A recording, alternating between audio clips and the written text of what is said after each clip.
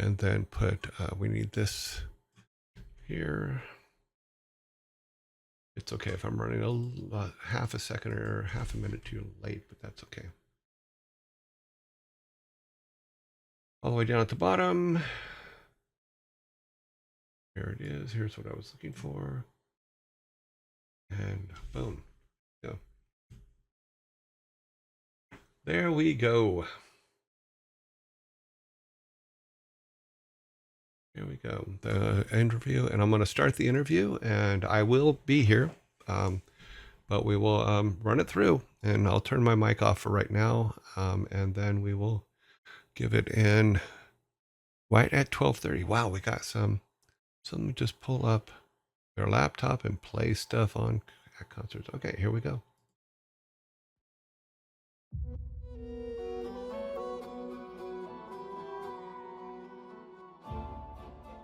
Over the course of its history, Blizzard has been home to some of the most passionate and creative craftsmen in the gaming industry.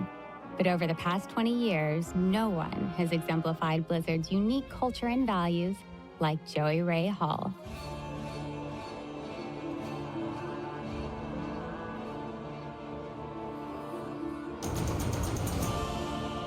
While working as a plumber, Joey Ray was injured on the job. A job counselor suggested he take a chance with his career. He earned a computer graphics degree and quickly set to work developing digital artwork for commercial TV. It was around that time Joey Ray learned of Silicon and Synapse, a small but plucky game studio who was also delving into the digital frontier. Alan Adham, the company's co-founder, hired Joey Ray on a 5-month contract back in 1991. Suffice to say, Joe's been here, the beating heart of Blizzard, ever since. Let the carnage begin! As an artist, some of Joey Ray's early contributions were creating the race car models for rock and roll racing, as well as crafting the groundbreaking cinematic interstitials for the original Warcraft. As the years went by, Joey Ray took on many roles within Blizzard, most notably as a technical cinematic editor for Blizzard Film. What you got for me out there, Joey Ray? We hit pay dirt this time for sure. In 2006, Joey Ray launched the DVD video production department, which quickly made a name for itself by developing cutting-edge machinima and in-game cinematics, including the immersive Black Temple trailer and the mega-popular Wrathgate cinematic. Under Joey Ray's tireless leadership, the team became an indispensable partner in developing in-game cinematic content for Blizzard games. And the true meaning of fear. Joey Ray and his team also took part in developing the Emmy Award-winning South Park episode featuring World of Warcraft. Trey Parker and Matt Stone were so impressed by his naturally commanding presence and his deft mastery of his art that they cast him as a critical character, that which has no life. Who is that guy? Whoever he is one tough badass. Over his long career at Blizzard, Joey Ray has worked on more than 25 titles and hundreds of pieces of video content. And while that alone is an amazing accomplishment, his truest contribution to all of us has been in embracing and evangelizing its culture to the employees who have come after him. Joe's deep love for Blizzard and his people is evident to everyone who's ever worked with him, and it's certainly felt by everyone who's played the games he's helped to shape. It's our pleasure to welcome Joey Ray Hall to this edition of Inside the Gamer Studio. Everybody join me in welcoming Joey Ray Hall, Video and Post-Production Supervisor.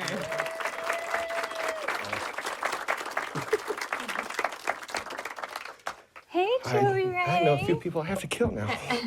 Do you know how long it took me to realize that Joey Ray was your full name and I called you Joey for a long time? That's okay. It was about a year. Yeah, redneck parents, not my fault. Your parents are hippies? No, rednecks. No, rednecks, oh, that's West it. Virginia, sheep raisers. You know, they herd sheep and all that kind of stuff. It's actually pretty sad. So for people who don't know you, you don't have a very public-facing role in the company, but you're currently employee number 3, followed by Samwise, who's 4. Yes, always. He's And always behind always me, gonna and he be will 4. always be behind me. And you always have to watch your back. In fact, because I he got wants number 3. I got an email from him last week. He goes, "You still here?" I go, I will always be here. You will always be number 4. And Yeah. he goes, damn it.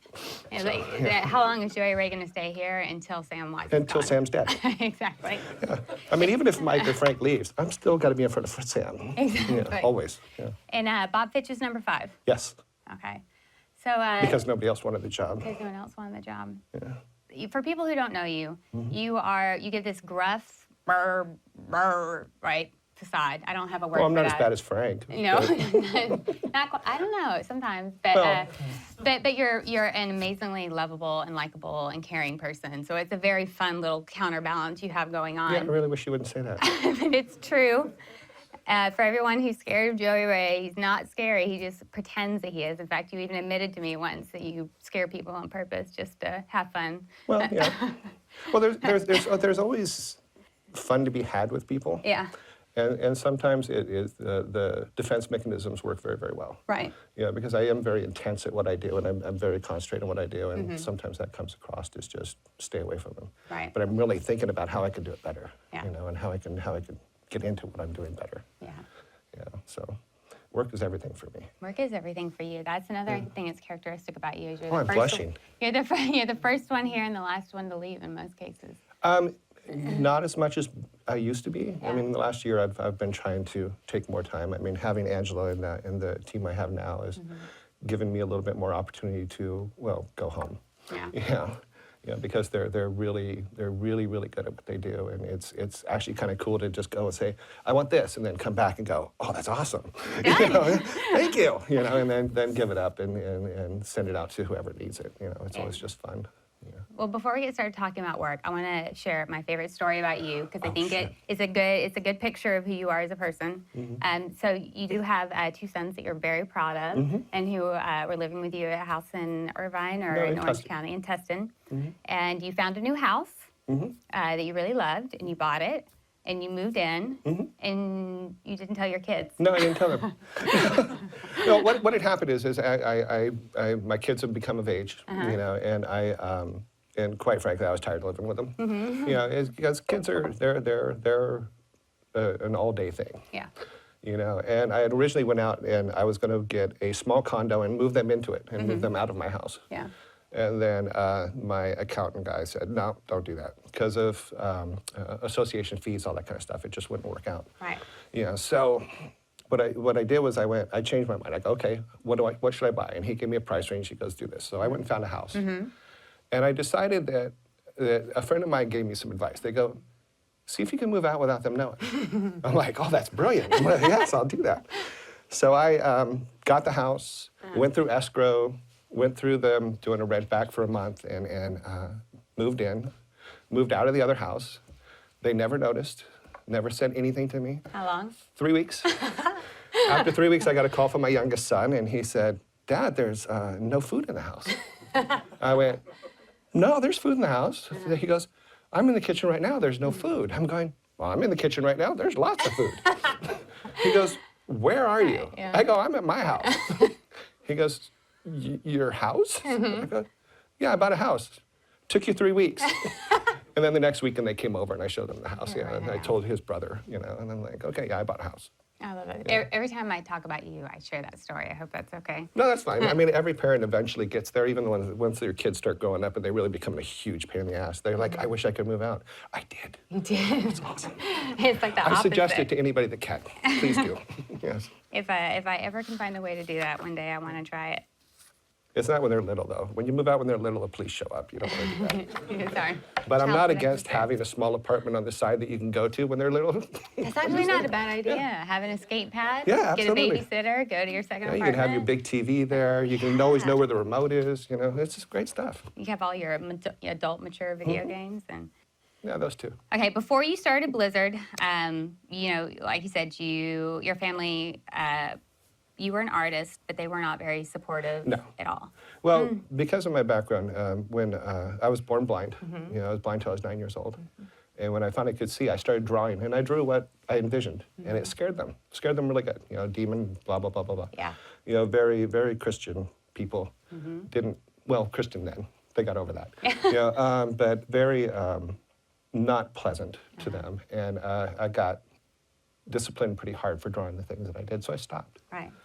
you know, and just went off, and we were very poor, you know, had the public assistance, and back then it was literally cans that said meat. Yes.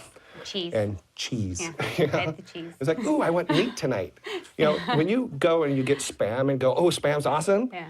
you're eating the wrong meat. Yes. Because that meat doesn't even meet Spam's standards. So it was a interesting childhood. You know, so, but yeah,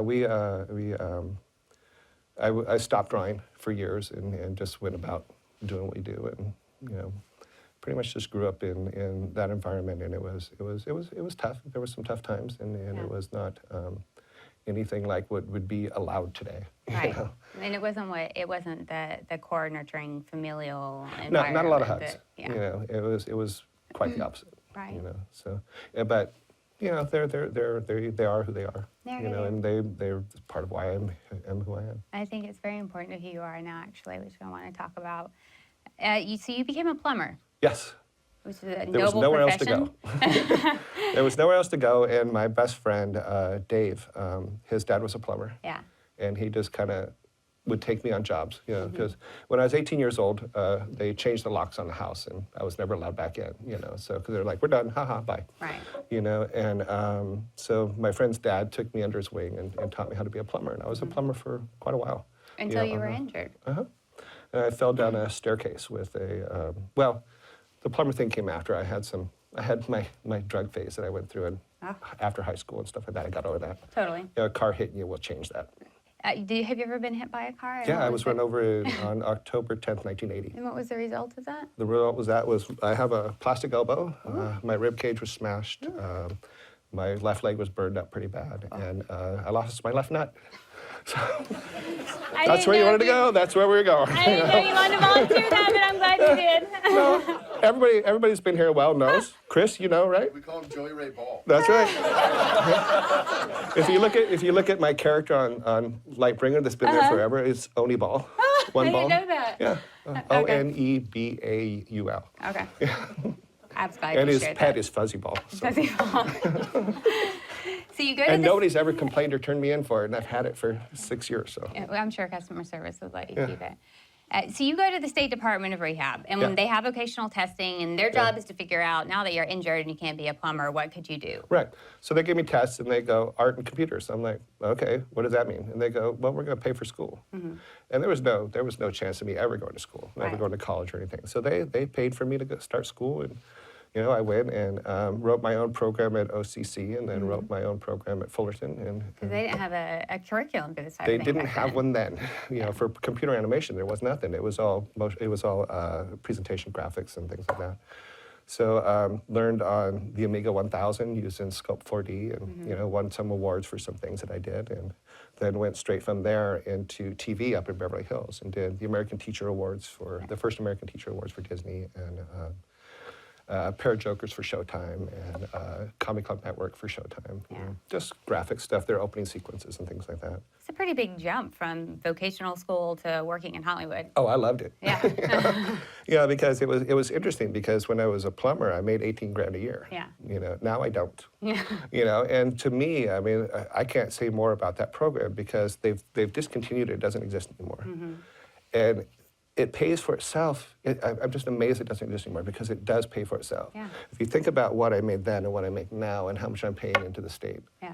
they've made their money back tenfold.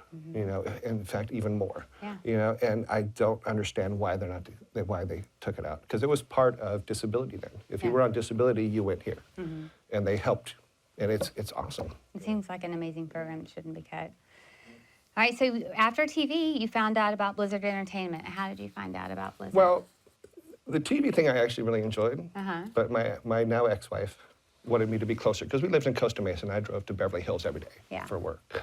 And she goes, find something closer. So I answered an ad, you know, and I went in, and I believe my interview was on February 9th, which was the day after they opened the doors. What year was that? 91. And I went in, and they had a little room their office was about a quarter size of this room. And it was a guy in front, I think I'm trying to remember, Anthony was in front, and then Alan had the only office, and then Frank and Mike were in the back room Yeah. putting machines together. And I came in and interviewed, and I had a suit on, which was horrible. I had this horrible Sears suit. And they said later, they go, Alan said you never wore that suit before. He goes, I go, he's absolutely right. I had never worn that suit before. They should have hired you just for wearing that suit. But my resume was quite extensive at that point because of the TV stuff and all that stuff. So he goes, okay, we'll hire you. But I don't know when. Right. Yeah, so it took them 5 months. In September, they hired me. Yeah. On September 8th, I turned 30, and on September 13th, I started at Blizzard. Okay. And the video is actually incorrect. It was 5 weeks, not Yes. 5 months. Yeah, it was a 5-week contract to do the cars for rock and roll racing. I finished them in 2.5 weeks. It's very you. And Alan came and went, okay, thanks. I go, you got a pile of art over there I can do. So I did the keyboard for Dvorak on typing and just all kinds of little art things like that. And then Sammy came in, and Sammy never touched a computer before, but he could draw his ass off. Yeah. And so I had to teach Sammy how to use a computer. Do not try to teach Sammy anything technical. It will drive you nuts. It took me 2 years just to teach him how to format an A drive, an A disk. I was like, oh, please. So you actually taught him to do his first computer animation ever. Yeah, What was it? Well, I taught him at that time we were using DPaint Animator, and his first computer animation ever was a little bird body and a little 1 pixel leg that went like this, and he was so proud of it. Anybody walking in the office, he goes, "Look at my animation!" The leg moves. So for Lost Vikings and stuff like that, he would draw the original character, and then I'd animate them all. So all the animations in there we did together, and it was a lot of fun. Yeah. So I there feel is. I'm talking very fast. We should. We have a lot to get through. Talk as fast as you want. All right. So you and Frank shared an office From day one, yes. from day one. Yeah. 2 grumpy bitches in the same room. Yes. That seems like a really bad idea. Well, what made it worse was we answered the phones too. Yeah, and you were the receptionist. Yes. So every story that I hear, because I've done a lot of these interviews of people who interviewed in the earlier days, and they always start with some terribly mean person answered the phone and said, "What do you want?" That'd be me. Most of the time it was me. Yeah. Why did they have you answering the phone? I have no idea. I think it's because of everybody else was too busy, and Yeah. they figured Frank and I would scare off anybody that shouldn't be calling. You shouldn't be calling. I think it worked. Because I know with Chris, it was, how many phone calls do you make that day? I'm gonna bring in my stuff. Bring it in, damn it! Just leave me the You were fuck so alone. intimidating. I'm like, what's the address? I want to bring some stuff. You were so intimidating that I'd forget to ask the address. Oh, shit, now I need to call You're back. going to call back and ask again. He's gonna be pissed. But he came and he got hired. Whatever. It worked out. Yeah. What were some of the earliest projects that you worked on? Oh, geez, The first original projects that you worked on for Blizzard. Oh, well, all of them. Lost Vikings, Rock and Roll Racing, Blackthorn, Death Return Superman, Justice League Task Force. You've worked on 52 titles? I shouldn't have written down the number. It's but I like did. 20-something. Or 20-something. 28 or 30 or something like that. So you're probably... I never even actually thought about it until you had me make that list. Until Yeah. you said make the list. I made the list. I'm like, Yeah. shit, I did a lot. We had an entire list, and we wanted to work it in, but we didn't. But I just want to point out that my guess is no one else in the company has worked on that many titles. True, because the programmers usually just work on one thing or another, Their and then team. they leapfrog over. Yeah. You know, I don't work directly on titles anymore, but I do the DVDs and all the collector's edition stuff and things like that. Right. You know, but it's been fun. But I have touched everything except for RPM Racing, which was the original one that Alan did in his garage. Yeah. That's the only one that I didn't touch. So your hand is in almost every title that's come out of this company. Yeah. Yeah. Somewhere. It's pretty amazing. Yeah, usually just around the corner, just kind of going, hey, I'm over here. You were telling me a story about you were redoing I think it was a port for one of the Warcrafts, or you were reading one of the Warcraft things, and you decided to do something on your own without telling anyone. Well, for Warcraft 2, we did the regular Warcraft version, then we did BattleNet Edition. Right. And for BattleNet Edition, I had to re-render all the cinematics for Warcraft 2. And we had P90s at that point. I'm like, oh, these are awesome. So I had taken everything that we built in 3D Studio and a couple other programs and put them in there. And when we did them originally, we did them on 386s, and then we had one render machine, which was a 486 with 16 megs of RAM. Yeah. And each frame then of 320 by 240 took 45 minutes to render. So I'm like, oh, damn. So when we got the P90s and Max, 3D Studio Max just came out. So I ported everything to Max, rebuilt it all, put it all together. And hit the button to render, and it rendered all the frames in 45 minutes. I'm like, that's fucking awesome. You know, so what I did was I went back to the intro, and if you look at the intro for the Battle.net edition in comparison to the original edition, and the camera comes up over the wall for the Armada coming in, I put 6 times as many boats out there. I filled the whole landscape with boats. Never told anybody. Yeah. Never said anything. Nobody ever noticed, except one person noticed. After it had been shipped. After it had been shipped, is Alan was in his office watching it, and the thing came up over the top. He goes, there's more boats in there. And Ron Miller worked for us at the time. He goes, who would put more boats in there? That's exactly how many boats were in the first one. He goes, no, it's not. He goes, who would do it? He goes, Joey Ray would. And he came out and he goes, more boats? I go, yep. He goes, okay. And he walked away. And I'm like, yeah. But that's just it. Is my thing is if you can make it better, why don't you? Right. You know, if you're looking at something and it's obvious it needs to be done, do it. Worst they can do is yell at you for it. Yeah. You know, but if it makes it cooler, why not? And that really is your philosophy is, listen, we can make it cooler and we can do it fast. Yes. Those two things combined together. Yeah. And we can get in trouble sometimes, but we try not to. Sometimes. Yeah. You gotta take risks. Well, I mean, we have this, That's true. because I took a chance and was told no and didn't listen. Well, actually, let's skip to that story then. Okay. So you asked to build a theater. Yes. Mike Morheim told you no. Yes. Then what'd you do? I built a theater in the middle of the night. You went out and bought the In materials. cinematics, we had a meeting room that we didn't use. Yeah. So I cleared it out Uh-huh. and went and bought literally a truckload of 2x4s Yeah. and came in from midnight to 4 a.m. Built all the risers, carpeted them, did everything. Nick Carpenter's wife, Joanna, did all the curtains, sewed all the curtains for us. We put velvet curtains up. We borrowed every couch in the building. We went and stole everybody's couches and put them on the risers. I took a piece of canvas and just gessoed it and used it as a screen. Yeah. It was really sad. But we borrowed a projector from someone. We borrowed a 5.1 system for someone. We put it all up, you know. And Mike had come over to do the review with Matt for the cinematic stuff. And Matt goes, well, let's just do it in the conference room. And he walked in. He's like, I told you not to do this. And we're like, oh, you know. So he's like, well, let's just sit down and watch it. Let's watch the thing, and then afterwards we'll take it apart. Yeah. He goes, okay. So we sat down, we watched the review, and Mike goes, okay, yeah, this is cool. And he's like, we're keeping it. So he bought us a real screen, and he bought us a real projector. He gave us the money to do it. And then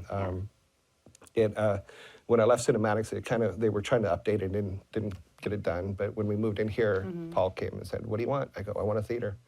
He goes, how many people? I go, 100. He goes, I can give you 50. I'm like, okay. I'll take it. So he built this for us, and it's pretty cool. I think it worked out really well. Or presentation room, as Irvine Company likes to call it. Oh, the presentation. Because if we call it a theater, then all the laws And we change. have to sell popcorn out Yeah, there. which But- we have done. That is something that is pervasive throughout your work ethic is not don't take no for an answer to be obstinate, but to show that it can be done. And you show people by actually doing it, and then you show it to them and say, what do you think? Rather than trying to pitch it and pitch it and pitch it, you actually do it and show it. Yeah. Because if Mike would have said, take it apart way Yeah. back then, believe me, I would have enjoyed taking the saw to that thing. Yeah. It would have been awesome. Yeah. Yeah, I'd come in with a circular saw and a chainsaw and just tear the whole thing apart and then take it all out. It would have been great.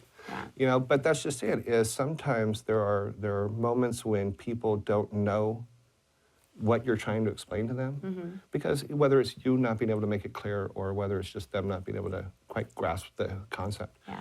you have to show them. And sometimes that's a risk. And that risk has to be taken. To me, it's just like, I really know this is going to be cool. Yeah. I really want to show you this. Yeah. You're not believing it. Look, and you get in there, you just Good. And if you have to dig a hole in the middle of the room, you have to dig a hole in the middle of the room. Yeah. Only a couple people fall in it before it's actually done, but it'll be good. Yeah. Yeah, so Sometimes it's a waste of time, and sometimes it ends up being something that's very important. at the very least, you figure out for yourself whether you like it or not. Yeah. Because I like the theater. In fact, after I put it all together, it was all done, and nobody was there at 4 a.m. I sat there and I watched the movie, and I went, okay, I like this. Right. It wasn't perfect. It was shoddy. Only had to threaten a couple of people. Yeah. But it was fun. So I from hearing about the way things worked in the early days, you're not the only one who had that type of attitude. No. The way that you all worked together was very different back then. Yes. How did developers interact? Well, I think back then it was extremely different. I mean, if you had a cool idea, you did it and then just showed everybody. You know, if you had an idea that went over your 8 hours or something, you'd still be there at midnight at your desk going, you know, I know this is going to be cool, you know. Yeah. Or you'd go and like just draw something or put something together. Or even when we went to 3D, it was for the cinematic stuff. I had to make stuff and just go, look, this can be cool. Yeah. You know, even for Warcraft 1 is in between each of the scenarios, there's these really horrible now. Oh my God, I want to shoot myself in the head every time I see them. There's real horrible maps that grow up that show where you're at on the map, you know, between each scenario. And horrible, horrible thing. But for the time, they were fucking awesome. Oops. You can say that. Sorry, I get a little passionate. I'm still a little bit nervous too. Oh no, I'm calming down. You're great. You're great. Yeah, space. Right here. Yeah. Yeah, but I've heard a lot of stories about where you were developing, you guys were breaking new ground at all time and learning how to do new things at all times. And someone would say, I want to do this. And Bob would say, I don't know how to do that. And then the next morning he would come back and say, okay, I built this. You know? Well, Frank was notorious for that too. If you Yeah. go into Frank back then and go, Frank, we want to do this, this, and this. Can't be done. Right. And you hear him typing. No, never. We can't do that. Right. Or sorry, I didn't do Frank right. Let me do Frank No, right. don't do it. No, Don't that's do not it. right. Don't do it. We can't do that. But before you even left the room, he's already done it. He's already coded it. Yeah. He goes, okay, it's done. Yeah. You know, it's like, Yeah. And that was the idea. that was just how everybody worked, though. Yeah, it wasn't a don't say no. It was like, okay, Prove it can be done. right. What was the social interactions like at the company? Well, we drank a lot. Yeah. Some more than others. I mean, my favorite story is literally Metzon's first week. Uh-huh. Yeah, because he had come in and he had annoyed the living hell out of me on the phone. I mean, he just, I wanted to kill him. Right. By the time he got in there, he's this little 19-year-old skinny kid. There's pictures. They're awesome. Yeah. You know, and he came in with his portfolio, and he's just like, here, dude, come here, dude, look at my stuff. You know, it's like, so I looked at it. It was really freaking good. I'm like, wow, this is freaking awesome. Yeah. So I took it and gave it to Alan. But he had went to the river right after he came in for the weekend. He had he was hired. He started on Monday. His first Blizzard party was Friday night. Now, he'll say this didn't happen, but this is the way I see it. You and all my remember stories are the way things. I see it. Right. You know, is I remember him showing up with a huge bottle of Jack. I remember him drinking it all. And I remember him laying on his back on the front lawn of Pat Wyatt's house, singing Roxanne at the top of his voice, as the cop was stepping over him saying, you have to stop that. Yeah. To which we said, okay. So we come out, we go, please just let us drag him back into the house. Because he wasn't stopping. He was into the second chorus by the time the cop was just fed up. So we dragged him back in the house and poured him into a corner. you know. Yeah. But that's what we all did. We played hard and we worked hard. Yeah. You know, because we do 3, 4, 5 days in a row without even thinking about it at work. And then Friday hit and just drink till we couldn't see straight. Right. You know, and it wasn't drinking just to forget it all. It was drinking No. because we did it. Yeah. You know, it was enthusiastic drinking. And you were turning around titles at a very high speed at that time. Oh, yeah. You know, it was 1 year, 2 years, sometimes less than a year for expansion. Because we were doing all of our Super Nintendo titles except for Superman and Justice League Task Force were all for Interplay. Yeah. You know, and then we were doing ports. You know, we were porting damn near everything. We ported Lord of the Rings for Amiga. We ported Castles. There's so many ports, and we were doing things constantly. We're always a moving target. And then there came a time where like you knew you wanted to do your own things, and so there was the big push to finish everything that you were doing for third parties, get it out the door so that you could concentrate. And you guys went into a really hardcore crunch at that time.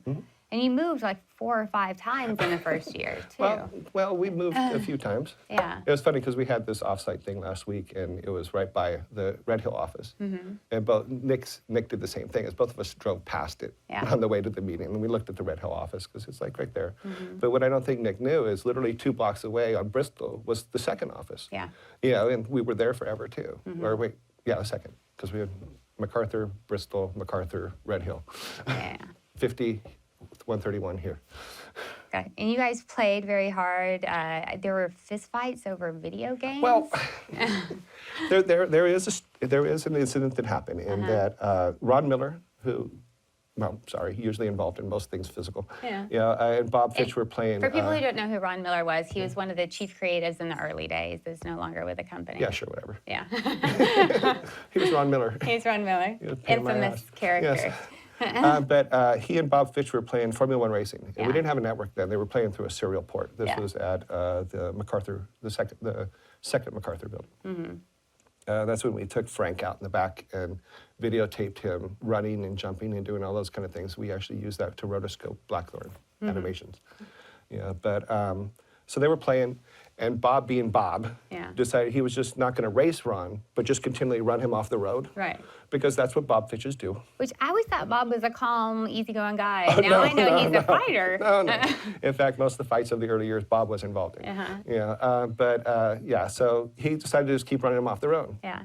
And Ron doesn't tolerate anything, Yeah. so he came in and turned Bob's computer off and Mm-hmm. threw a tantrum, and then walked out to eat his lunch. So Bob walked out and knocked his food out of his hand. Now this is like 5 feet away from me while I'm on a business call. Mm-hmm. Yeah.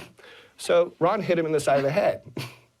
Yeah. And then Bob, to Bob's credit, and I understand why Bob didn't go down, because Bob drinks a gallon of milk a day. Yeah. His bone density is so dense, there's nothing taking him out. Right. I don't care. I mean, a million years from now, his skeleton will still be sitting in the corner.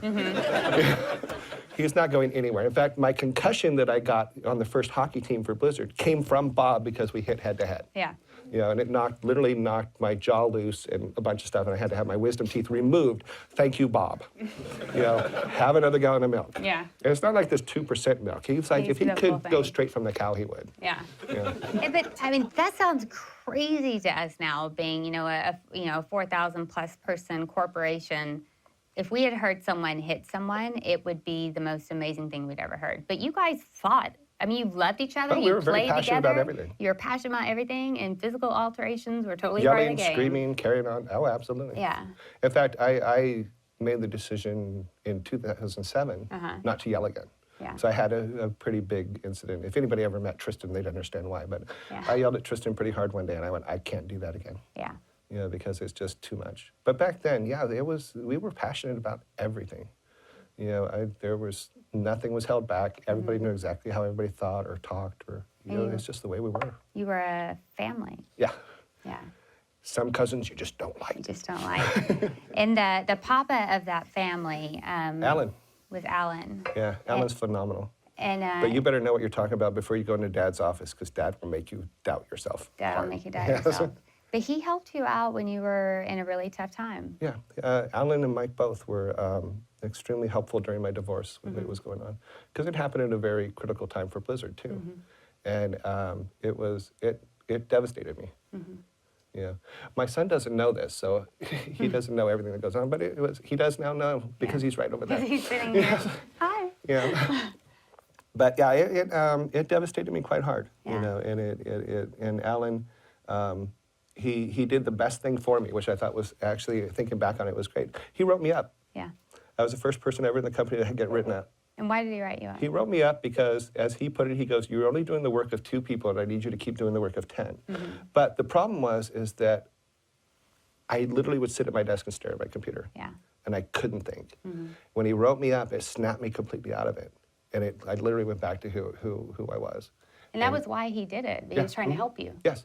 He actually went to a psychologist and talked to him and said, "What do I do?" And the guy said, "Write him up." Yeah. And Alan had to learn how to write someone up. So it was actually kind of cool. It's probably still in my jacket somewhere. Erica could probably find It's it. actually still in your file. I asked Erica. That was 1994. Yeah. And so they, and Alan even came to you one day and he said, I feel like I'm a father more than a boss. I told him because I was the only one with kids, and that's good and bad, So at one point, my kids got banned from the office. They were little terrorists, little boys, just running around. They were. When I started, Jason was 3 and Damien was 8 months. So they grew up with the company as well. There's a great incident. Frank used to wrestle with Jason on the floor. Jason's probably gonna hate me telling this, and so is Frank. But Jason and him would wrestle on the floor when he'd come in. And one day, they were wrestling. Jason flipped around, sat on Frank's head, and then farted on his head. Frank hates when I tell that story, but it's so funny. But there were a lot of emotional times, and it wasn't just like you're okay. Yeah. I mean, Alan took his own money and helped me, Yeah. you know, and I knew then, I'm like, I will work for these people forever. You know, Alan and Mike, and they've just been, they at the time and even now, I mean, I feel sorry for Mike right now over what happened a couple weeks ago, because I know Mike. I know that every single person, no matter why they leave Blizzard, it affects him, and I know that it hurts his heart. Yeah.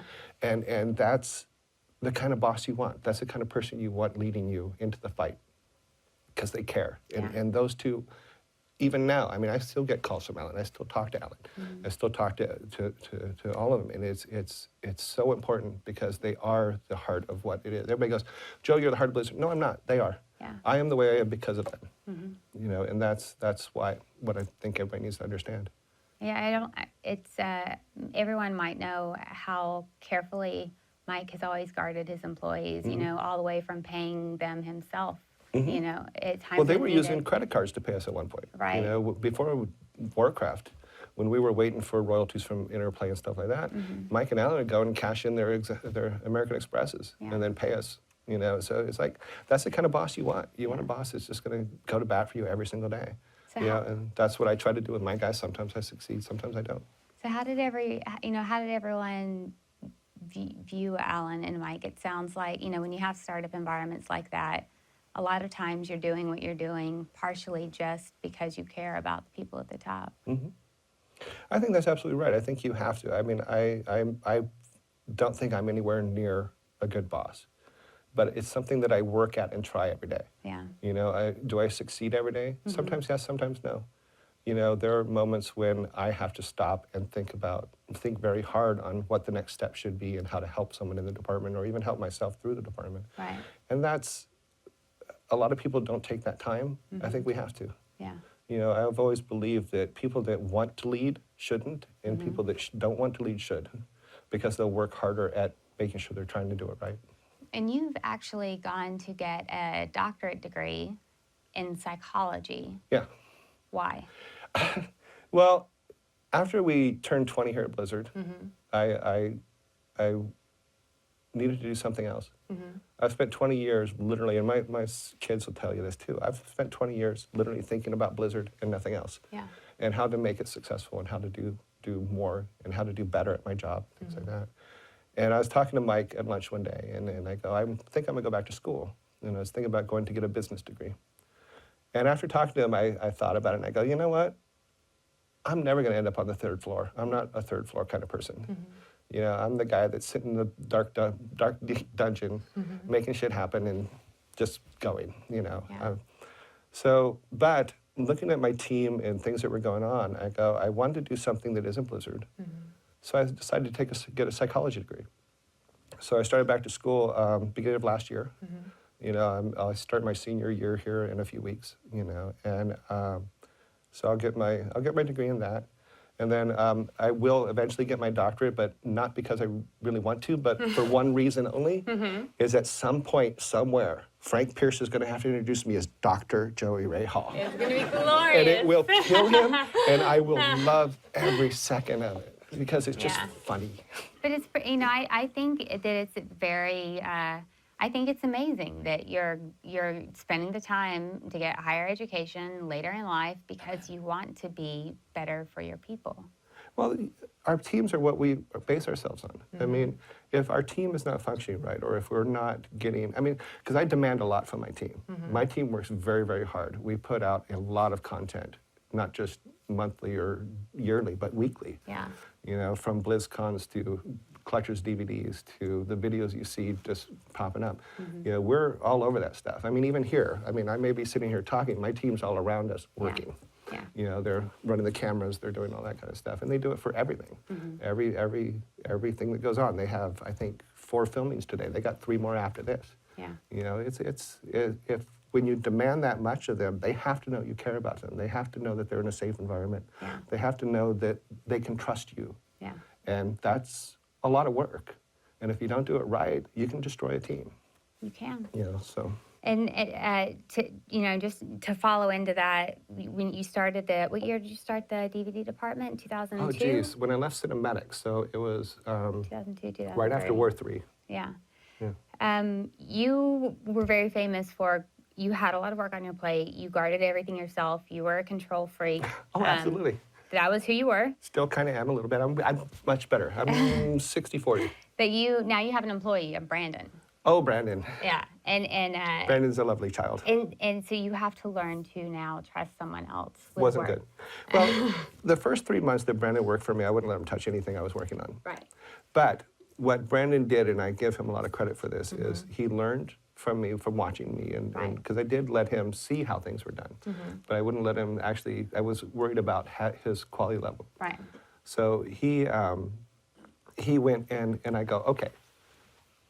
On my plate was one of these things, was a whole list of things that people were requesting. So one of them was a Dark Moon Fair trailer. And I said, Brandon, go write this trailer and design it for me and shoot it. Yeah. You know, I taught him all this stuff, and he went and he did the Dark Moon Fair trailer.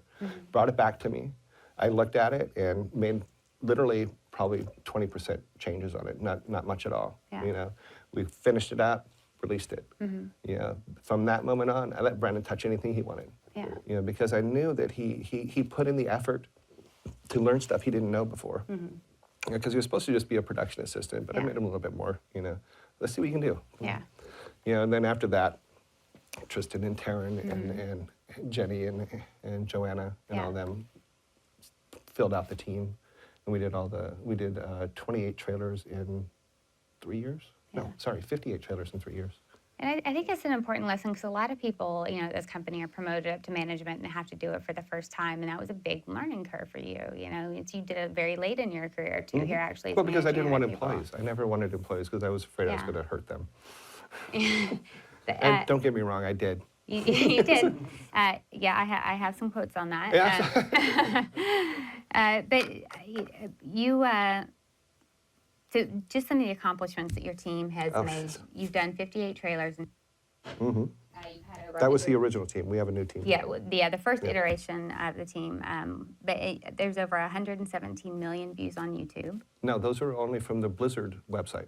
Only from the 100 Blizzard Yeah, we website. didn't get YouTube numbers. Okay, yeah. But based on the stuff that Jeff puts out every month, we added it up and we did 117 million downloads or Right. views of those trailers over those 3 years. Yep. And one thing we had a cinematics department, and obviously Mm-hmm. they have a long lead time. They can put out less content, but you knew we could tell more story, Yeah, and that was what you wanted to do. of course we could. Yeah. There's so many more stories because to me, the main storyline isn't the only story in any of our games. Mm-hmm. What's going on with the guy on the corner, especially with WoW? WoW is like this vast universe. Mm-hmm. You know, what's going on with, we have the orphanage there. Yeah. Let's follow an orphan through his day, you Yeah. know, and make that a trailer and send it out. Yeah. You know, let's follow anybody, any character in there, any guy, any NPC there. There's a story there. Let's go flesh it out and put it out there. Right. As long as we're keeping WoW in front of the public and we're showing them new and deeper and richer things, they're gonna keep coming. Yeah. When we don't, they stop. You know, come on, let's bring them more in. Let's do more things to bring them in. Let's look at different demographics to do that. Yeah. Let's hit grandma and say, Grandma, this is a good game for your grandchild. You know, let's do these things. You know, Yeah. this would be awesome. And you made the Black Temple trailer without telling anyone. In secret. In secret. Yeah. In fact, Chris was my boss at the time, and I went and said, you know, I want to make more lore trailers because I had done the Nox Ramas trailer before Yeah. the guys got here, and Brandon and I did the Flying Mounts trailer. I want to do more lore type trailers. He said no. You know, so we had this idea, and I hid Taryn away in a room and pretty much protected him. And He was new at the time. oh yeah, he was brand new. Yeah. In fact, when we did South Park, they'd only been with us for 6 weeks. Yeah. So that was fun. Yeah. Well, I want to get talk to that. about that next. You know, but we protected him and we helped him. The whole team helped make it. I mean, every one of us did something on it, you know.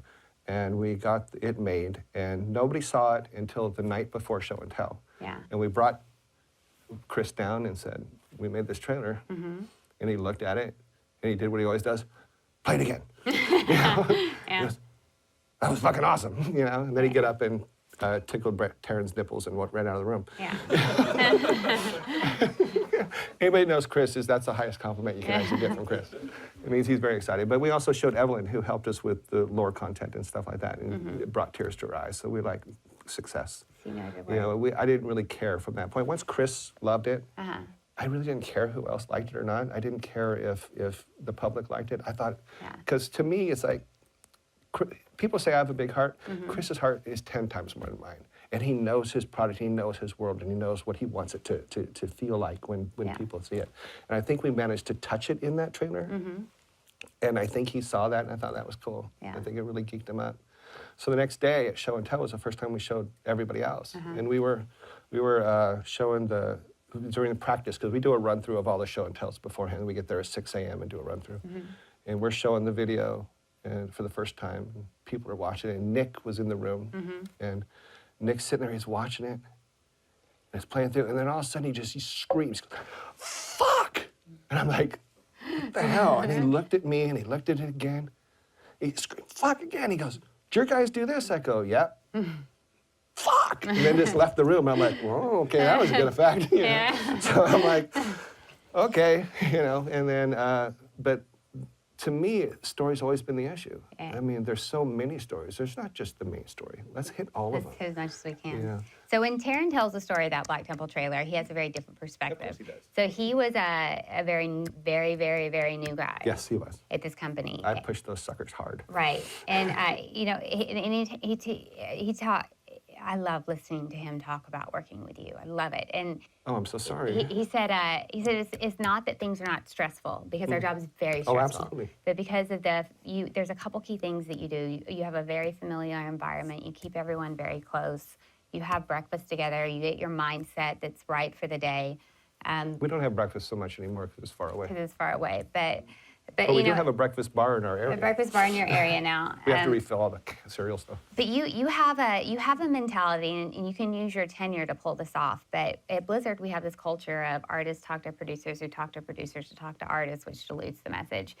Your theory is that I want the creative people to talk to the creative people, so Yeah. we can get direct communication. Yeah, if we're doing a video for Pardo, we should be talking to Pardo, Right. not 6 producers in between. So you had Taryn, this guy who'd been here for 3 weeks, and then you bring Chris Metzen into the room to look Oh, at it was his worse work. than that. It was so much better. Because they were working for me for 2 weeks. With Yeah. Chris, their office was right next to Chris's. Yeah. And Chris told me this story, so it cracked me up. Yeah. And my office was far away in the sound department, but they were on the same air conditioning system. So one day, like they're there for 2 weeks. They're sitting there working at their desk. Chris comes running in. "Is it cold in here or what?" And they're like, "Cold." Yeah. Because all they know of Chris is this legend that wrote all this stuff. Right. And what I told them, I go, "No, he's this little kid that came in and said, 'Please look at my stuff.'" Yeah. You know? And they're like, "No, it's Chris Metzen." I go, Right. "So what?" You know, this was, but, so what I did was I hunted them. You know, in order to get them into Blizzard culture, I bought them Nerf guns. Yeah. We all got Nerf guns. And then we hunted each other. And it wasn't just hunting each other in our space, it was hunting each other anywhere. Yeah. You know, I won, of course. You know, there were quite a few really good headshots. Yeah. You know, but that's just it. Is the goal is to make it relaxed enough, because our jobs Yeah. are stressful. Yes. We put so much stress on our people, you know, and we have to have releases for that. Because if you have a situation where you work really, really hard and your reward is just more work, Yeah. that's not always good. No. But if your reward is, we get to go throw water balloons at you, Right. that could be fun. And we'll videotape it and show it to everybody. And, So, and that's how it used to be, right? Yeah, That's well, how that's we how- started off this interview. Yeah. And Taryn said that when you hire new people and bring them into your group, the very first thing you do is you teach them the old way of doing things. yes. Well, I teach them what Mike and Alan and them taught us. Right, You know, it is a job. It is stressful. Why not have fun doing it? right. You know, and there's going to be days when you want to lock your door and do all that, but you come out and you go, you know what? Let's have some fun. Let's do this. Let's try this. Do you feel that we've lost something as a company by putting so many barriers in communication between people? I think in some cases, yes, in some cases, no. I think what we need to remember is that the in-between people, if they're brought into Blizzard culture, then it's not an issue. Yeah, It's when we bring in people and we don't train them in Blizzard culture. You know, our core values if we're not making decisions on those, or if we're not thinking about how we're going to do things based on those, Yeah. we're losing Blizzard completely.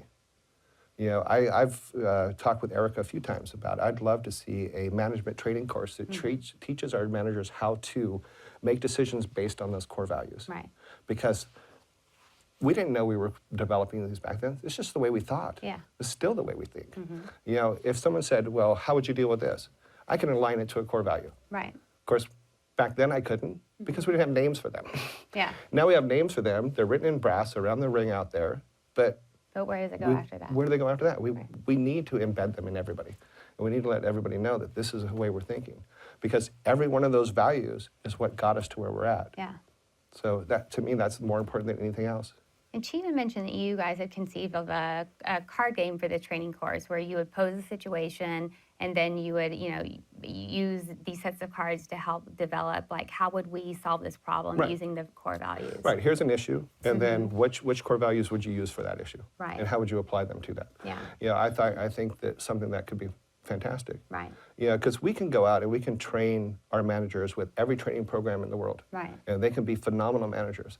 But if they don't have our core values, they're not Blizzard phenomenal managers. Right. You know, we can go and look at things that people are doing, and it can be very successful for them.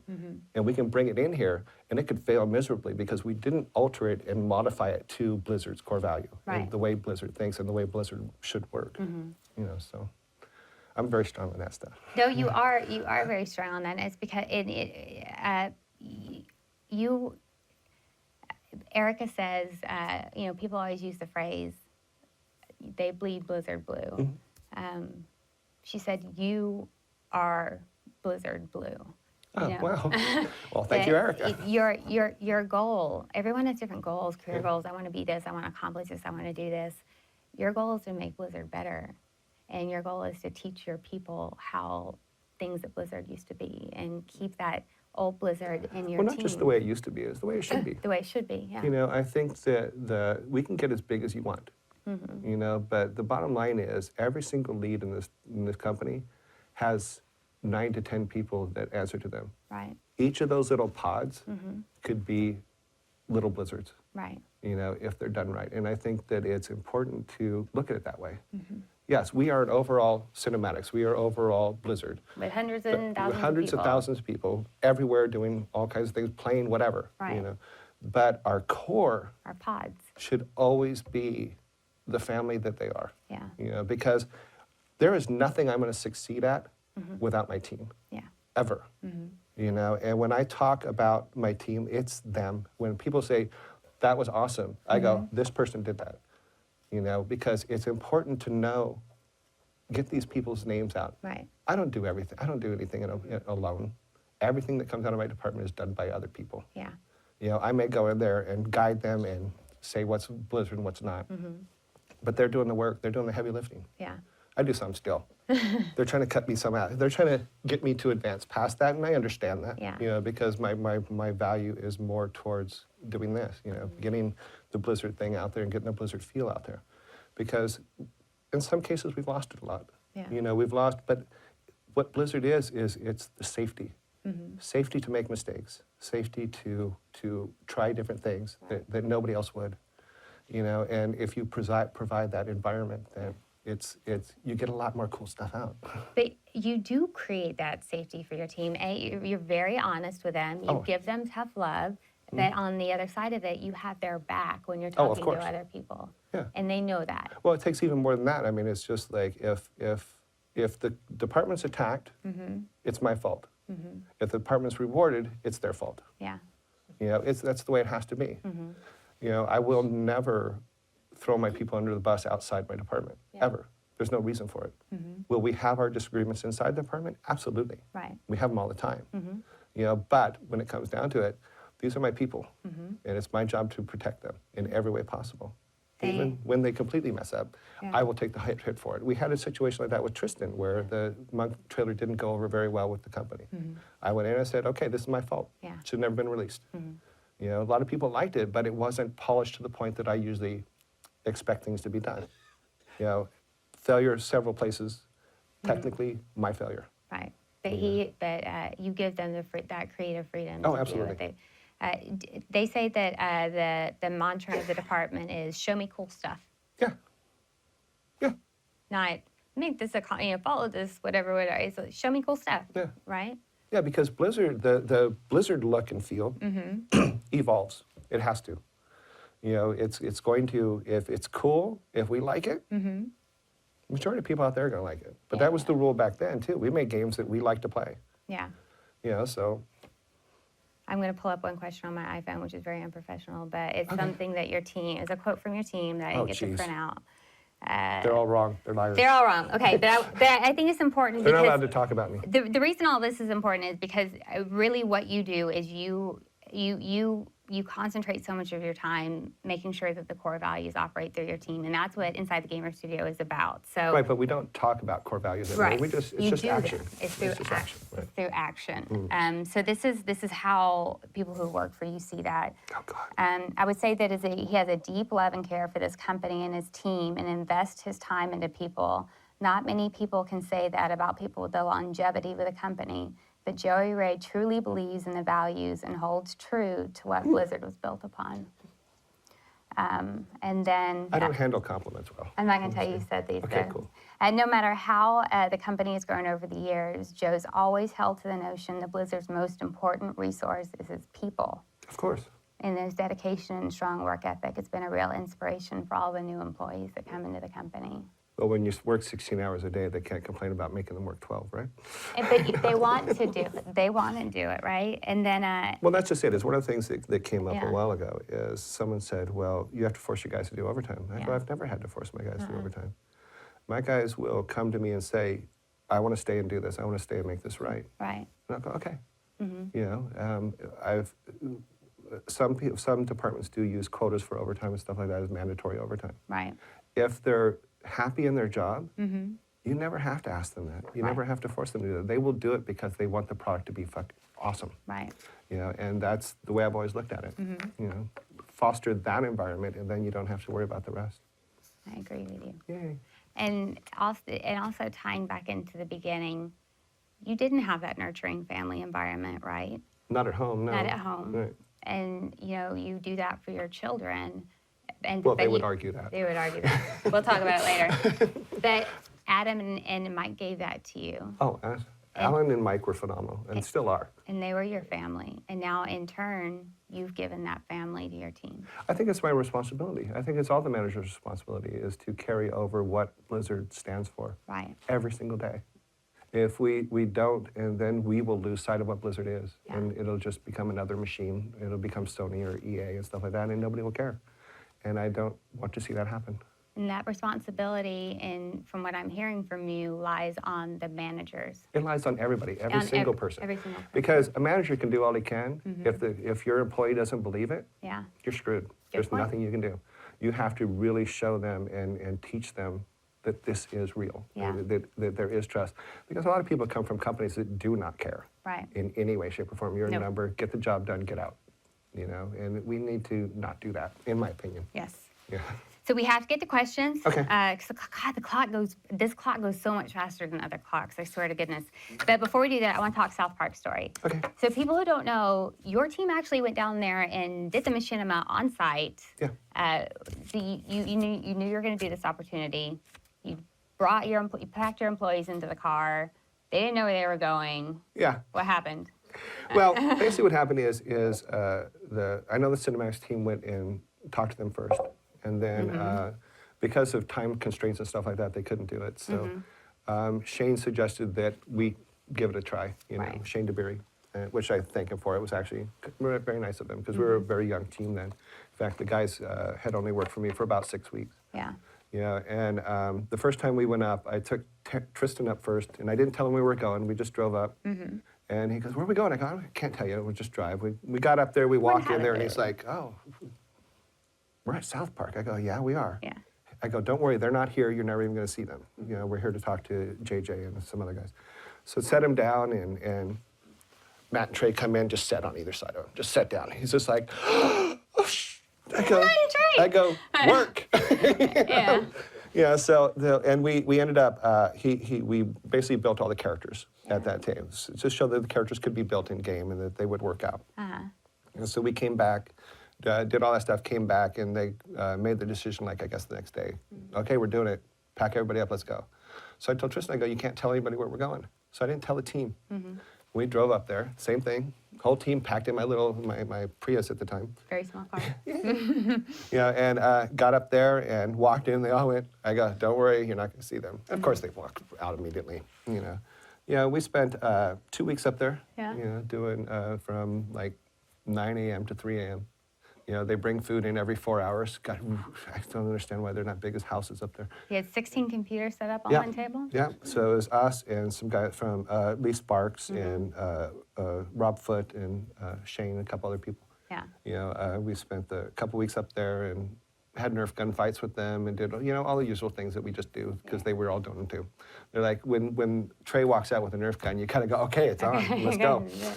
So we did all that kind of stuff and then. And Matt and Trey would watch on a master screen while you guys were all working. Basically they would be directing the actual shots, Yeah. as we were doing them live. So we would be like I was Stan. I did the stand stuff, and everybody had their character that they played, and we'd go and set it up. And we did about 5 different setups, because we did one in Iron Forge, we did one in Goldshire, which is the one that they end up using. We did several setups. And we had one guy that would go in, because we'd have to do live servers. We couldn't do it. This is a Burning Crusade Friends and Family Yes. server you were on, actually. So it wasn't too crowded, but it was crowded. It was crowded enough that people kept coming in, and then we'd have to port them out. Yeah. And then when they figured that out, then they'd send their IFCAR in, and then we'd port that out. And it's like, go away, you're And on he our thought set. you wouldn't notice the it was a wizard, you'd port it out twice. Yeah. And then you used the spell to try to peek around. Yeah, so but Trey goes, well, why don't you just kill him? I go, no, that doesn't happen. We don't do that. We have to follow terms of service. In fact, they talk about it on their director's commentary on the show, is they talk about the fact that we protected our players even then. It's like, no, we don't. No, we'll move them, but we're not going to destroy them or kill them or ruin their experience, because that's the goal. So we want the people to play. But so last night we're there. It's 3 a.m.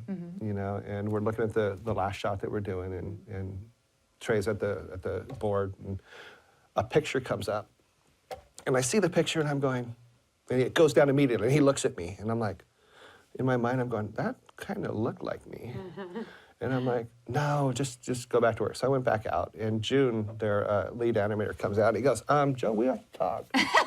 I'm like, it's me, isn't it? He goes, yeah, it's you. You're the and bad I'm like, oh. I go, fine. I go, after all the things that I've done to the people at the office, yeah, do it. And so they made me the bad guy. Except they made me bald. I don't get that part. You look good bald. Yeah.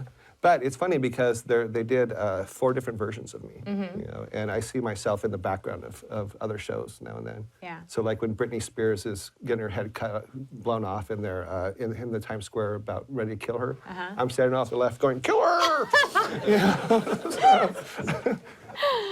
So it was funny because we didn't tell Alan, and Alan was at home watching the show with his wife Nancy, and it came up, and he goes, Joey Ray!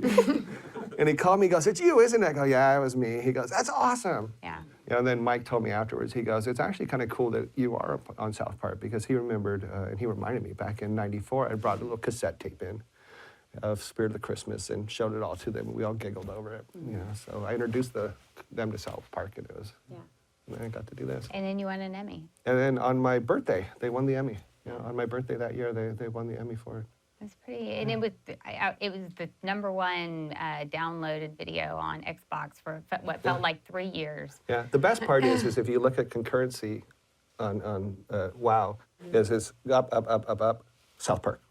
Okay, up. Like people stopped to play, so to watch, it was fun. That's interesting.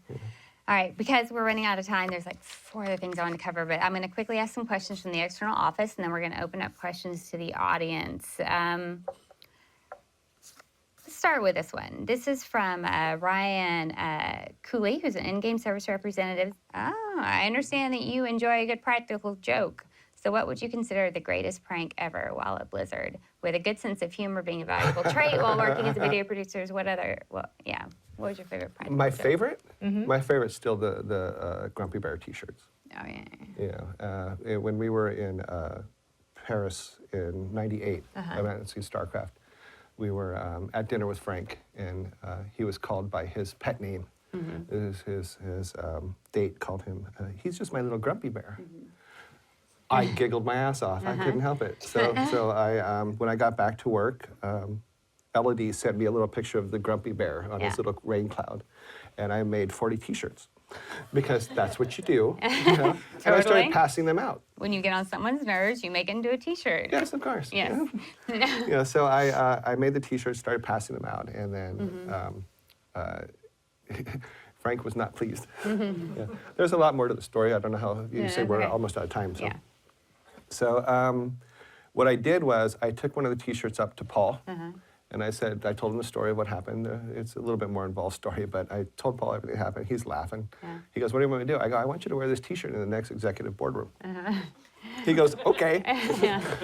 You know, so I didn't hear from him for a couple weeks because I had ordered 40 more T-shirts because I was going to pass some more out.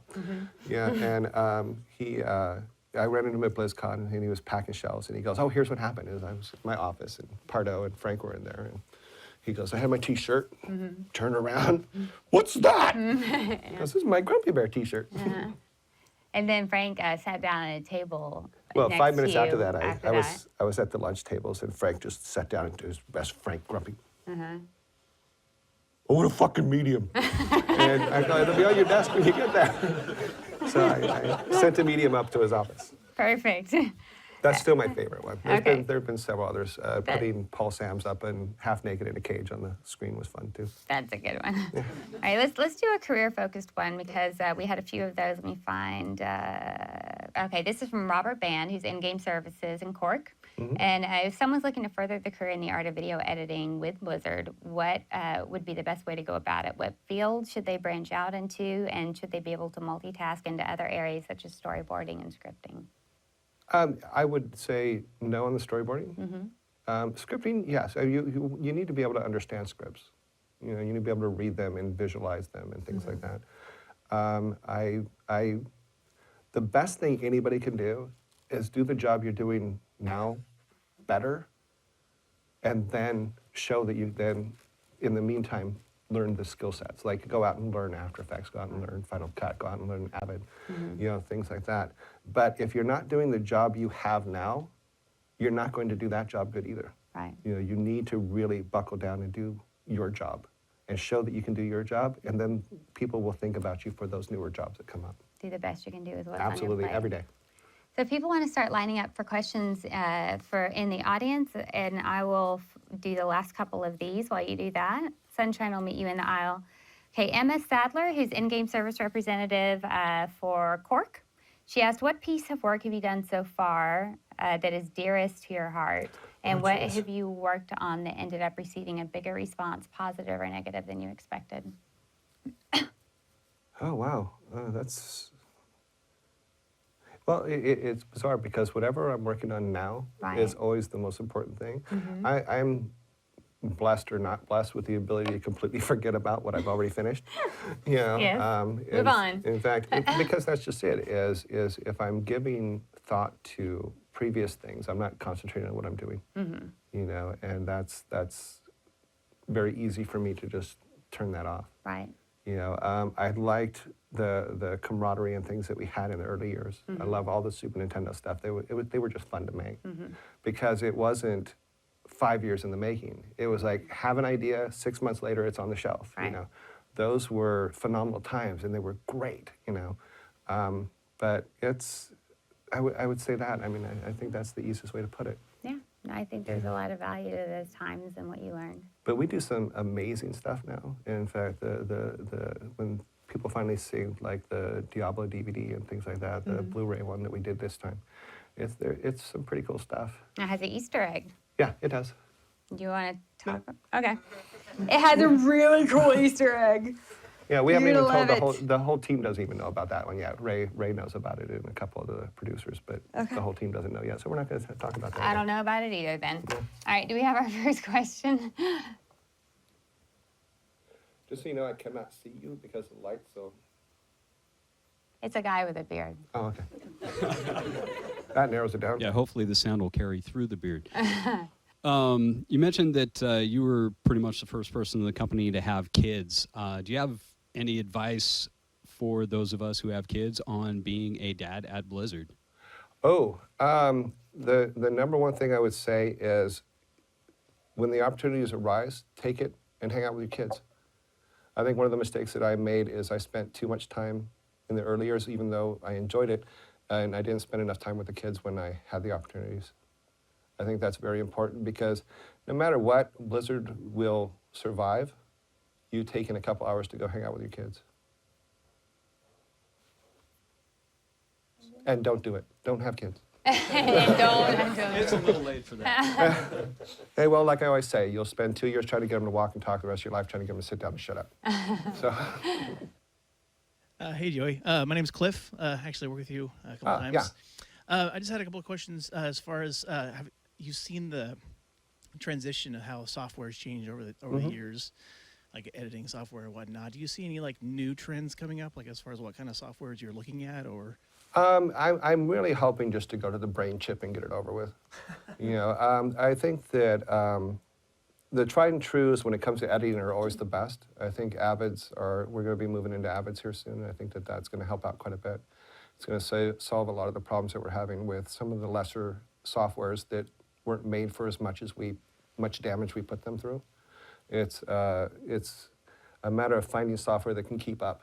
With the turnover that we have, that's the most important thing. We need something that is extremely stable and can put up with what we do to it. One more addendum. What's your opinion of the new Final Cut 10? My opinion is it should be burned. I mean, I'm sorry, but you've taken a very decent product and made it for kids, basically, and it doesn't help us. They stripped a lot of really good stuff out of it and pretended that it was still there, and it's not. So I think that they ruined the franchise. I really do. And you can find that quote on the software box. Yes. Right, We have ruined this. Please buy it. It's only $200. Please take. Hello there. So with Blizzard kind of having this expectation for always having the best cinematics with new games that are coming out, it seems like every generation, even back to like Warcraft 2, I remember the Catapult cinematic was like, it blew my mind, when I saw it. Is there anything specific that you think contributes to that or contributed to that? I think the contribution to that is the drive. Our drive to make things better should be foremost in everybody's mind. If we look at something and we don't feel it's the best it can be, or if we even know we didn't do our best on it, we should redo it. Make it better. Thanks. Mm-hmm. Oh, wait, I'm Dad. really used to this kind of thing. You're very good at this kind of thing. You're a natural. This is the only interview I've ever done at this company. I know. I won't need another hour. Okay, we had another question I actually. actually from kind of like Court. being in the back room, just getting stuff done. I know. I hear you. Trust me. Michael Blackard, who's the account technical service representative in Austin, said, as someone who's been in cinematics department in many roles for a long time, when do you watch other companies' cinematic products, also with Machinima, and what things catch your eyes right off the bat, and which movies have you learned from? Well, as far as other people's cinematics and stuff like that, I don't. Mm-hmm. I really don't. Yeah. And that may sound extremely weird, but my eye is for Blizzard stuff. Mm-hmm. And what I see out there doesn't compare. So my job is to make our stuff better, not look at theirs and go, because you look at it and you're like, wow, they only went to 80%. Right. It's kind of disappointing. Mm-hmm. And I don't want to dilute what I believe and what I see. Mm-hmm. So anything, whether it's the machinima stuff or stuff like that, how can we push that farther? How can we do better? We've left, even with the machinima stuff that we're doing here, we left what the world out there is doing behind long ago. Yeah. And the way we're doing it, the cinematics team is doing it, stuff like that, is so far beyond what is capable out there. Yes. That you can't really look back. Yeah. I know when I saw the Diablo 3 cinematics, like my first thought was, I had no idea we could do that. Yeah. I didn't know Yeah, the Blizzard was cinematics capable team of is that. phenomenal. Yeah. They're fantastic. Yeah. Yeah, and they're only going to get better as time goes on. They just keep getting better and better and better as they bring in the right people and structure everything properly. Actually, I want to talk a little bit. We didn't touch on this, but I definitely want to. You have a new boss, Nick Carpenter. I have two new bosses. Two new bosses. Nick Carpenter and Mike Ryder. And Mike Ryder. Yeah. Do you, Yin and yang. do you mind share as much as you're comfortable with? But he came in and did the same. 19-year-old little kid, yeah.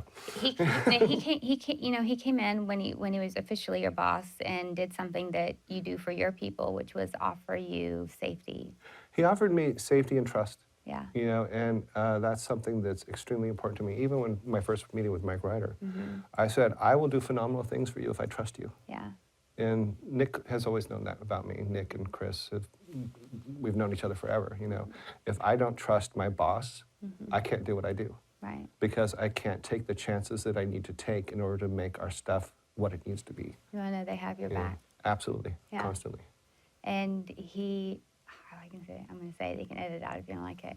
He said, you're a very hard worker. You've always worked very hard. And he said, you don't have to hide behind the work anymore. You can let your walls down. Well, one of the things that he said to me, and it was the first one of my bosses that ever said to me, was exactly that, is I keep some pretty tall walls around me all the time.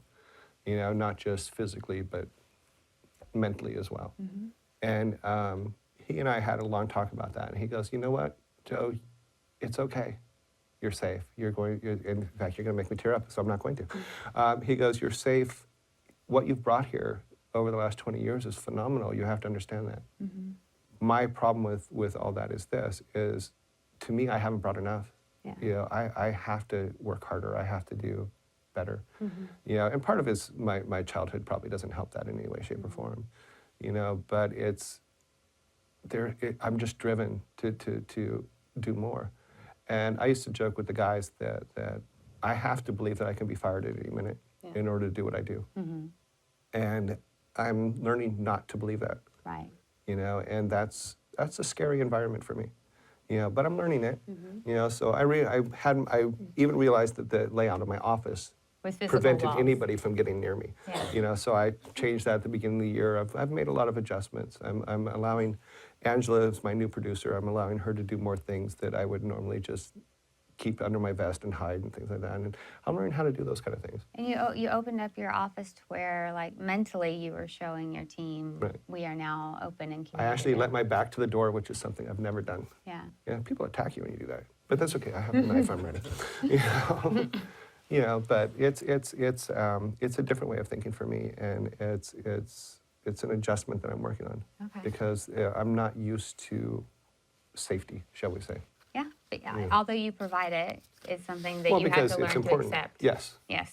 It's like I'm really good at talking about other people, I'm not really good at talking about myself. This is absolutely frightening for me right now. I love it. Okay, next question. So the introduction of Machinima as a storytelling tool in game was a pretty new and exciting thing that was pretty well. It was a received. Wednesday. Especially with bored. Wrathgate and everything. Is there a new direction or initiative or creative area that you'd want the department to explore that it hasn't really done before, much in the same way? Yeah, I think we're catalyzing that now. I think that we're in a position where we're right now trying to formulate what the team's going to be going forward. You know, we have so many directions to go, and we're being asked to do so many things throughout the company that we really have to listen to what Mike said and find those areas where we have to start saying no in order to be able to take the things that we really want to do and make them the quality and the just fucking awesome, you know, that we want to make it, you know. So I haven't seen it yet, but I know it's just right on the edge, and I think that some of the things that the cinematics team are going to be doing over the next couple of years are going to help us with that, and I think that those directions are going to be pretty strong. Thank you. Hey, Joey Ray, it's Kim. Hi, Kim. So I want to know your secret in terms of passion. So there's a lot of passionate people here at Blizzard, and that's what drives a lot of us. But you see a lot of people burnt out after crunching and, you know, absolutely. Especially in a team where you're supporting every single game franchise, and you always put so much hours into your work. And you're still, in this interview, I'm impressed at how passionate you still are about Blizzard and how, you know, you really want to promote that passion. What is your secret to kind of keep that going and not lose that? Because I've seen so many people lose their passion. Well, I think that part of it is trusting your direct boss. When Chris was my boss, I trusted Chris completely. Even though when he broke his foot, he was afraid I was going to catch him caught underneath the drywall and take a picture instead of help him. I would have helped him. He worked it in. He knew it was coming sometime. I had to find the right place I for it. didn't ask it. Yeah, but the thing is for me, if you knew everything about my life, Blizzard was the first thing that I ever believed in and ever believed in me. And God, see, now she did it. She's doing it to me. Yeah. So many things happen in your life that when you can stop, create something, and then have someone just go, that's fucking awesome. You know, a lot of people don't think about that. I mean, because my team, we don't always get the feedback from what's going on outside. Our feedback is completely what we see, what we do, and the one person that's in there going, that's fucking cool. And every time that moment happens, that's a moment for me to go and find the next best way to do it, how to make it better the next time. You know, do we get caught up in day-to-day where it's stressful and stuff like that, and sometimes wrong decisions are made? Absolutely.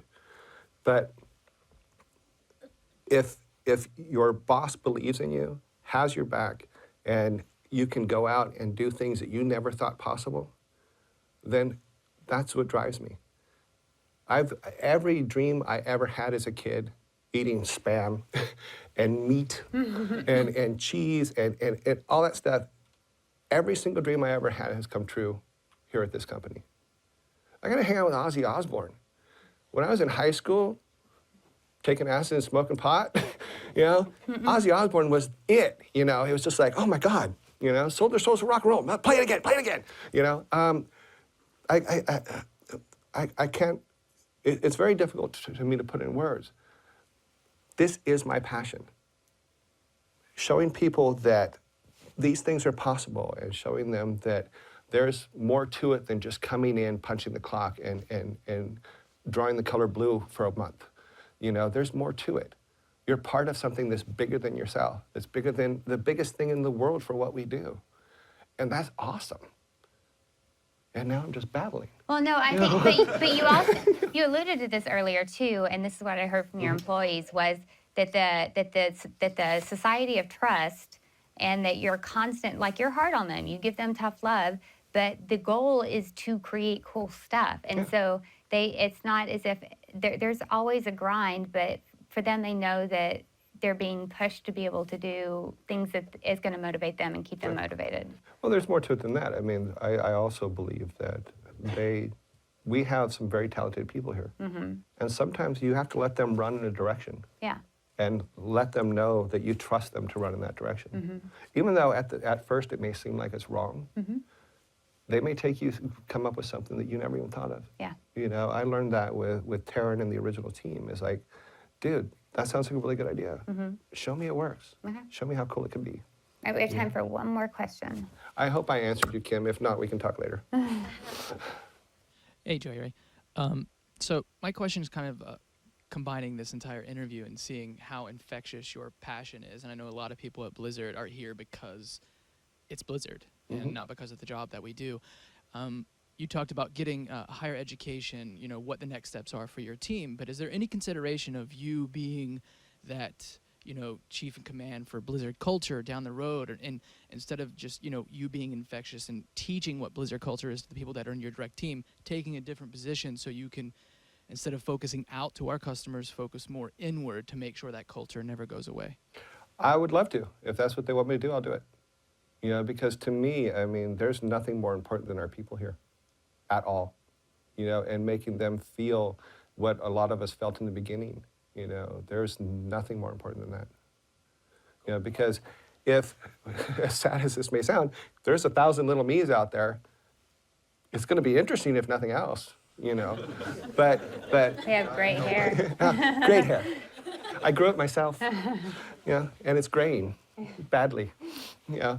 But the thing is if nothing else, I hope you guys take away the fact that what we have here is special.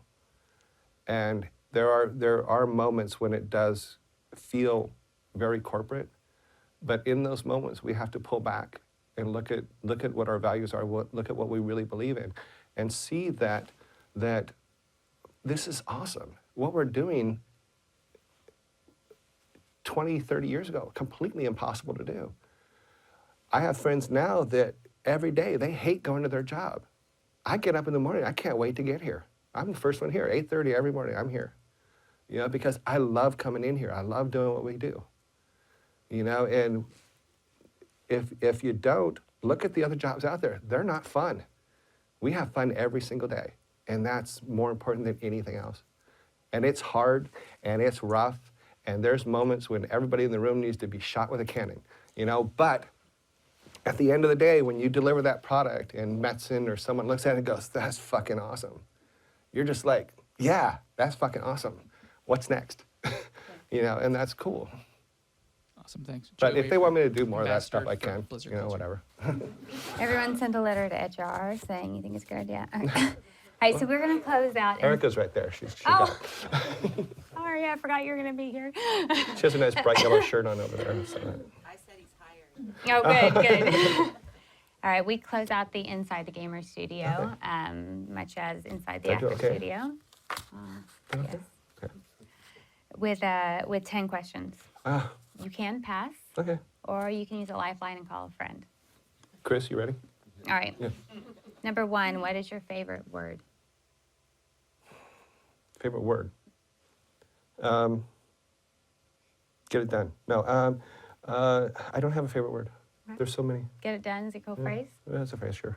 What's your least favorite word or phrase? No. What turns you on? Nice walk on the beach. Sand between my toes. No, figuring something new out. Yeah. Yeah, looking at something that someone says is impossible and finding a way to do it. Yeah. Yeah. What turns you off? Failing. Yeah. What sound do you love? I love the sound of children crying in the morning. No. That was Chris's. I don't. My theory on sound is so much different because of my eye issues. So my sound my hearing overpowers everything. You know, so I don't know if I have a particular sound that I like. What sounds do you not like? People saying no. What's your favorite curse word?